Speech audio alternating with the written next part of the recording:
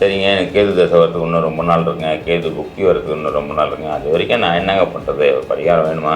பாட்டிக்கிட்ட ஆசீர்வாதம் வாங்கிட்டு எந்த காரியத்துக்கும் கிளம்பி போங்க. ஐயா எனக்கு பாட்டி இல்லைங்கய்யா, போய் சேர்ந்துட்டாங்க, இருக்கிற வரைக்கும் திட்டிருந்தேன், திருப்பி கூட கவனிக்கலையா, இப்போ என்னங்க பண்ணுறது? அதான் அப்போனா கம்யூனிகேஷன் சார்ந்த ஒரு விஷயத்தில் ஜாதகர் கண்டிப்பாக பிரச்சனையில் மாட்டுவார். ஜெய் ஸ்ரீராம். அனைவருக்கும் வணக்கம். நான் பார்க்குற எல்லாருமே ரொம்ப யோகமாக இருக்காங்க. எனக்கு மட்டும் ஏன் இந்த கஷ்டம், ஏன் இந்த சோகம், எனக்கு யோகமே இல்லையா, நான் ரொம்ப அவயோகமான ஆள் அப்படின்ற மாதிரியான கவலை நான் பார்த்த வரைக்கும் நிறைய பேருக்கு இந்த கவலை இருக்குங்க. நான் ஒன்றே ஒன்று ஞாபகம் வச்சுங்க, இந்த யோகமாக இருந்தாலும் சரி, அவயோகமாக இருந்தாலும் சரி, இது ஒரு மனித ஜனனத்தில் பிறப்பில் எல்லாருக்குமே இருக்குங்க. இதைத்தான் ஜோதிடத்தில் பார்த்திங்கன்னா யோகி அவயோகி அப்படின்ற மாதிரி சொல்லப்பட்டிருக்கு. இந்த யோகி அப்படின்னும்போது ஒரு கிரகம் யோகியாகவும் ஒரு கிரகம் அவயோகியாகவும் எல்லாருக்குமே இந்த பிறப்பில் உண்டு. இந்த யோகி அவயோகி ஜாதகத்தில் எப்படிங்க பிரிக்கிறாங்க?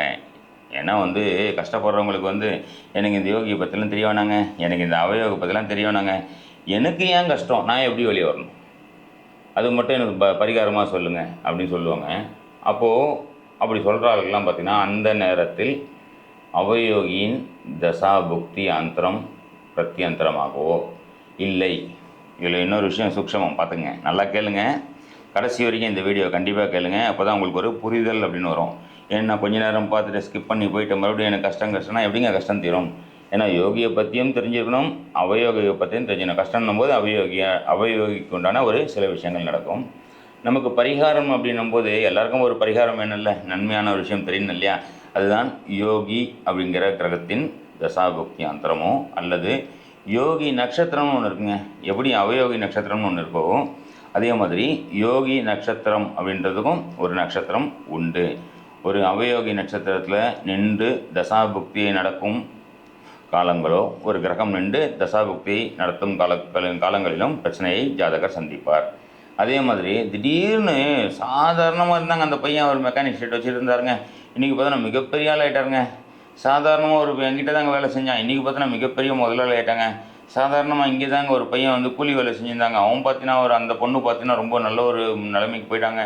இதெல்லாம் பார்த்தீங்கன்னா யோகியின் கிரகத்துலேயோ இல்லை யோகியின் கிரகத்தின் தசாபுக்தி அந்த ஷார்ட் டைமில் எப்படிங்கிற நேரத்தில் தூக்கிட்டு போயிடுங்க. சரிங்க, தசாபுக்தி வர வரைக்கும் நம்ம வெயிட் பண்ணணுமா அப்படின்னு சொல்கிறீங்களா? அப்போது அது வரைக்கும் நீங்கள் வெயிட் பண்ணுறதுக்கு பதில் இந்த வீடியோவை முழுசாக பார்த்தீங்கனாலே இந்த யோகியின் நட்சத்திரங்களையும் யோகியின் கிரகத்தையும் எப்படி நம்ம ஆக்டிவேட் பண்ணுறது அப்படிங்கிற சூக்ஷ்மத்தை நீங்கள் தெரிஞ்சுக்கிட்டாலே உங்கள் வாழ்க்கையை முன்னேறலைங்க. சரிங்களா? கண்டிப்பாக இந்த வீடியோவை லைக் பண்ணுங்கள், சப்ஸ்கிரைப் பண்ணி வச்சுங்க. ஏன்னா மொத்தம் யோகி நாம யோகம் அப்படின்னு சொல்லப்பட்டிருக்கு. நாம யோகம் அப்படின்னாலே 27 நட்சத்திரங்கள் இருக்கிற மாதிரியே 27 நாம யோகங்கள் உள்ளன. தசாபுக்தி அந்தரம் சூக்ஷம்னு ஒரு பக்கம் அது பாட்டுக்கு வேலை செய்யும். ஒரு ஜாதகர் ஜனன நேரத்தில் எந்த நட்சத்திரத்தில் பிறந்தார் அப்படிங்கிற மாதிரி எந்த நாம யோகத்தில் பிறந்தார் அப்படிங்கிறதும் உண்டு. ஒரு நாம யோகத்திற்கும் ஒரு கிரகம், அதாவது ஒரு நட்சத்திரம் யோகி நட்சத்திரமாகவும் ஒரு நட்சத்திரம் அவயோகி நட்சத்திரமாகவும் வேலை செய்யும்.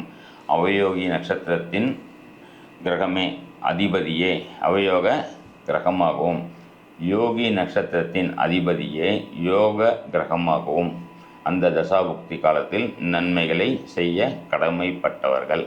சரிங்களா? இது நல்லா புரிஞ்சுக்கிறங்க. கண்டிப்பாக வீடியோ முழுசாக பாருங்கள். இதுக்கு மேலே தான் உங்களுக்கு உண்டான ஒரு விஷயமாக வரப்போகுது. இந்த 27 நாமயோகங்கள் இருக்கு இல்லையா, ஒரு நாமயோகத்திற்கும் எந்த கிரகம் யோகி எந்த கிரகம் அவயோகி நான் சொல்ல போகிறேன். எந்த மாதிரியான சிறு பரிகாரங்களை செய்து நம்ம ஒரு நல்ல விஷயங்களை வாழ்க்கையில் எடுத்துக்கொண்டு அனுபவிக்க போகிறோம் அப்படின்றதும் ஒரு வீடியோவாக தனித்தனியாக நான் சொல்கிறேன். கண்டிப்பாக சப்ஸ்கிரைப் பண்ணி வச்சுங்க. சரிங்களா? துருவம் நாமயோகத்தில் நீங்கள் பிறந்திருந்தீங்கன்னா உங்களுடைய யோகி நட்சத்திரமாக மூல நட்சத்திரம் வரும். மூல நட்சத்திரம்னா யாருங்க? ஆஞ்சநேயர் பிறந்த நட்சத்திரம் இல்லைங்களா? கெட்டியமாக ஆஞ்சநேயர் பிடிச்சிக்கிறது. யோகி நட்சத்திரமாக மூல நட்சத்திரம் வரும்போது அந்த யோகத்தில் அந்த யோகி நட்சத்திரத்தில் ஏதாவது ஒரு கிரகம் இருந்து தசாபுக்தியை நடத்துனாங்கன்னு வச்சுக்கலாம், மிக சிறப்பான ஒரு வாழ்க்கை உயர்வை தந்துடும். சரிங்களா? சரிங்க, எனக்கு யோகி நட்சத்திரத்தில் எனக்கு எந்த கிரகமும் இல்லை அப்படின்னும் போது, மூல நட்சத்திரம் அப்படின்னும் போது கேது பகவானின் நட்சத்திரம். அப்போது கேது தசா புக்தி அந்தரம் வரும்போது இந்த ஜாதகர் என்ன பண்ணுவார்? மிக உயர்ந்த நிலைக்கு வருவார். சரிங்க, எனக்கு கேது தசை வரத்துக்கு இன்னும் ரொம்ப நாள் இருக்குங்க, கேது புக்தி வரத்துக்கு இன்னும் ரொம்ப நாள் இருக்குங்க, அது வரைக்கும் நான் என்னங்க பண்ணுறது? பரிகாரம் வேணுமா? ஒன்றும் இல்லைங்க, வெட்டி வேர் இருக்குது பார்த்தீங்களா, கொஞ்சம் வெட்டி வேர் வாங்கி மடித்து சட்டை பையில் வச்சுட்டு போங்க. நீங்கள் எப்படி ஒரு சூப்பர் விஷயம் நடக்குது பார்த்தீங்களா, மெயினாக உங்களுக்கு மட்டும்தான். சரிங்களா? செஞ்சு தான் பாருங்களேன். சரிங்களா? அதே மாதிரி கேது பகவான் அப்படின்னும் போது பாட்டி, உறவு முறையில் பாட்டி கிட்ட ஆசீர்வாதம் வாங்கிட்டு எந்த காரியத்துக்கும் கிளம்பி போங்க. ஐயா எனக்கு பாட்டி இல்லைங்கய்யா, போய் சேர்ந்துட்டாங்க, இருக்கிற வரைக்கும் திட்டிருந்தேன், திருப்பி கூட கவனிக்கலையா, இப்போ என்னங்க பண்ணுறது? மனதார மன்னிப்பு கேளுங்கள். பாட்டி வயசில் இருக்க அனாதை ஆசிரமத்தில் இருக்க பெரியவங்களுக்கு சாப்பாடு வாங்கி கொடுங்க, ஆசீர்வாதம் வாங்க, மிக சிறந்த பலன் வருங்க. சரி, யோகியை பார்த்துட்டோம். அவயோகின்னு ஒருத்தர் இருக்கார, யார் ஒரு திருவாதிரை நட்சத்திரம் உங்களுடைய அவயோகியாக வருவார். அப்போ திருவாதிரை நட்சத்திரம் அப்படின்னும் போது என்ன பண்ணணும்? அப்போ தான் இவர் போயிட்டு டெய்லி போய் நடராஜர் கோயில் போய் நடராஜர் மாதிரி போய் நிற்பார். ஏன்னா நடராஜரே இவருக்கு அவயோகி. நடராஜர் கோயிலுக்கு அதுக்குன்னு போகக்கூடாதா?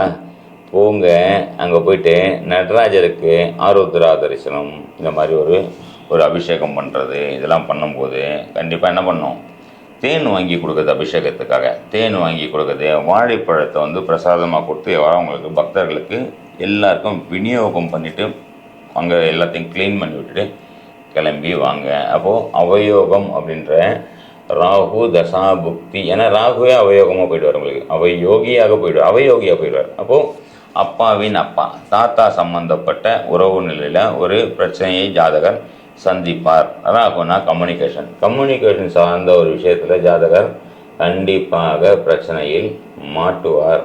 ஸோ அந்த ராகு தசாபுக்தி அந்தர பிரத்யந்தர காலங்களில் வாழ்க்கையில் மிக கவனமாக இருங்கள். மொபைல் ஃபோனை ஹேண்டில் பண்ணும்போது மிக கவனமாக இருங்கள். ஏதாவது ஒரு விஷயத்தை போய் பார்க்குறேன்னு போயிட்டு தவறுதலாக போயிட்டு இன்னொரு விஷயத்தில் மாட்டிக்கிட்டு சிக்கலை அனுபவிப்பீர்கள். சரிங்களா? அதனால் என்ன பண்ணலாம்? இந்த மொபைல் ஃபோன் அப்படின்னும் போது ஞாபகம் வச்சுங்க, உங்களுக்கு தான் என்ன அடிக்கடி ஸ்க்ராட்ச் கார்டு உடையிறது, மொபைல் தொலைஞ்சி போகிறது, அடிக்கடி ரிப்பேர் வருது, கண்டிப்பாக உங்களுக்கு வருங்க.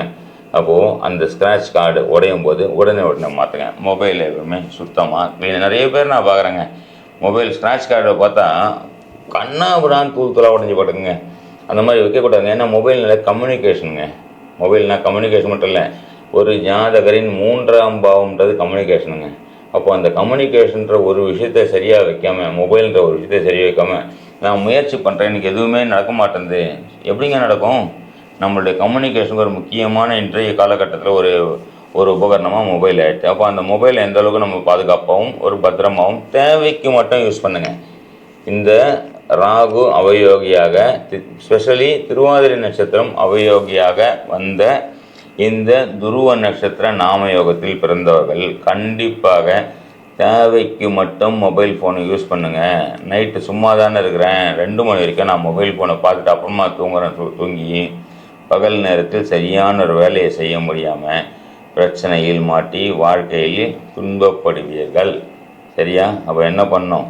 கெட்டிமாக மூல நட்சத்திரம் அப்படின்போது பாட்டி மாதிரி இருக்கவங்களை பிடிச்சிக்கிறது, அவங்கக்கிட்ட ஆசீர்வாதம் வாங்குறது, ஹனுமன் கோயிலுக்கு போகிறது, அங்கே போயிட்டு ஹனுமன் சாலிசா படிக்கிறது, இதெல்லாம் பண்ணுங்கள். வாழ்க்கையில் மிக உன்னதமான நிலையை அடைவீர்கள் அப்படின்ற மாதிரி சொல்லலாம். சரிங்களா? பார்த்தீங்களா நண்பர்களே, நீங்கள் பார்த்த இந்த நாம யோகத்திற்கு உண்டான ஒரு நன்மை தீமை, அதாவது யோக நட்சத்திரம் அவயோக நட்சத்திரம், அந்த நட்சத்திரத்துக்கு உண்டான யோகி கிரகம் அவயோகி கிரகங்களுக்கு உண்டான விஷயத்தை நம்ம பார்த்துட்டோம் இல்லைங்களா? இதை நம்ம ரெகுலராக நம்மளுடைய வகுப்பில் உள்ள மாணவர்களுக்கு, இப்போது ஜோதிடர்களை போய் பார்த்துட்டு ஒரு விஷயத்தை தெரிஞ்சுக்கிறதுன்னு ஒன்று, நாமளே ஜோதிடர் அடுத்தவங்களுக்கு பார்க்குறோமோ இல்லையாங்க, நம்ம வாழ்க்கையை நாமளே எந்த நேரம் நல்லது கெட்டது அப்படிங்கிற விஷயத்தையும் நம்ம நல்லா தெரிஞ்சுக்கலாம் இல்லையா? முடிந்த போது, நேரம் இருக்கும்போது, பொருளாதார வசதியும் அதுக்கேற்ற மாதிரி இருக்கும்போது நம்மளுடைய அஸ்ட்ரோ நிவர்த்தி இதில் நம்ம காலையில் வந்து வகுப்பு எடுத்துகிட்ருக்கோம் ரெகுலராக. நிறைய வகுப்பு, பேசிக், அட்வான்ஸ், மாஸ்டர் கிளாஸ்னு எடுத்துகிட்ருக்கோம். இது இல்லாமல் மாதத்துக்கு ஒரு வாட்டி வந்து 2 மணி நேரம் நவதாரா வகுப்பு அப்படின்ற மாதிரியும் எடுத்துகிட்ருக்கோம். ஏதாவது தினப்பலன் அப்படின்ற மாதிரி இருக்கும். நிறைய விஷயங்கள்.